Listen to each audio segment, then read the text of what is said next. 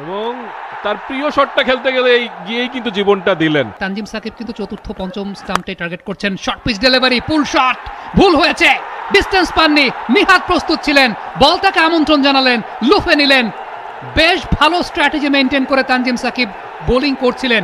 পারভেজ ইমন অনেক বেশি মাত্রায় প্রেডিক্টেবল হয়ে যাচ্ছিলেন কিনা, এই কারণেই উইকেটটা দিয়ে আসতে হলো কিনা, এলিভেশনটা পাননি একেবারেই।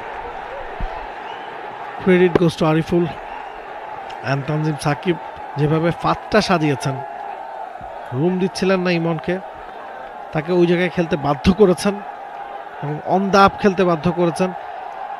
একজন ফিল্ডারই ওই জায়গাটায় ছিল এবং সেখানেই ধরা পড়লেন পারভেজ ইমন। ইমনের রিয়াকশনটা এমন ছিল যে এটা আমি কি করলাম, এটা তো আমি পারি।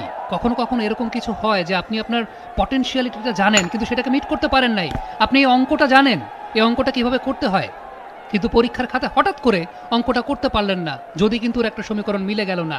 ইমনের ক্ষেত্রে ব্যাপারটা সেরকমই ঘটেছে। পুল শটে অন সাইডে যথেষ্ট ভালো একজন ব্যাটার, বাট এই বলটার এক্সিকিউশনটা হয় নাই। এবং তার প্রিয় শটটা খেলতে গেলে গিয়েই কিন্তু জীবনটা দিলেন এবং এটা মনে হয় বুঝতে পেরেছিলেন ওখানে তানজিম সাকিব। গ্রেট রিডার অবশ্যই বলতে হয়, মাইন্ড রিডার। বলটার পেস কমিয়ে দিয়েছিলেন এবং বিভ্রান্ত হয়েছেন ওখানে শামীম পাটোয়ারি, হাসতে হাসতে চলে যাচ্ছেন যে না, পড়তে পারলাম না। দুজন সতীর্থ ছিলেন ছোটবেলা থেকেই। তানজিম সাকিব খুব ভালো করে জানেন কি করতে চান শামীম হোসেন, এই সময় কোন শটটা খেলতে চান।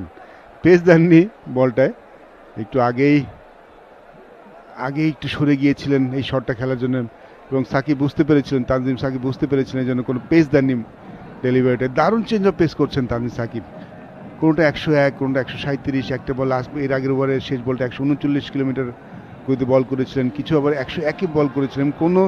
কখনই ব্যাটসম্যানকে বুঝতে দিচ্ছেন না তিনি কোন পেসে বল করছেন এবং এই পেস চেঞ্জ অফ পেসের জন্যই কিন্তু ব্যাটসম্যান ঠিক তাকে যেরকম শট মারতে চাচ্ছেন সেটা পাচ্ছেন না। নতুন ব্যাটসম্যান এসেছেন ওয়াসিম জুনিয়র। এই তিনটা বল খুব ইম্পর্টেন্ট হবে, কারণ পরের ওভারে একজন অনিয়মিত বলে আসবেন। শুনবে একটা জিনিস মানে নোটিস করেছেন না যে তানজিম সাকিবের আর্ম অ্যাকশন ফলো থ্রু থেকে বোঝার উপায় নেই যে কোনটা বলের পেস বেশি, কোনটা বলের পেস কম। এটা আলটিমেটলি বলটা পড়ার পরে আসলে রিড করা যায়। স্কিড টাইপ বোলার, একটু বলটা পরে স্কিড করে আসে, তার একটু সাইড আর্ম অ্যাকশনে বোলিং করে থাকেন, বাট বুদ্ধিমান বোলার, একজন কম্পিটিটিভ ক্রিকেটার। ওয়াসিম জায়গায় দাঁড়িয়েছিলেন বলে রক্ষা সামনের পা সরিয়েছিলেন, বলে কানেকশন হয়েছে, একটা রান পাবেন।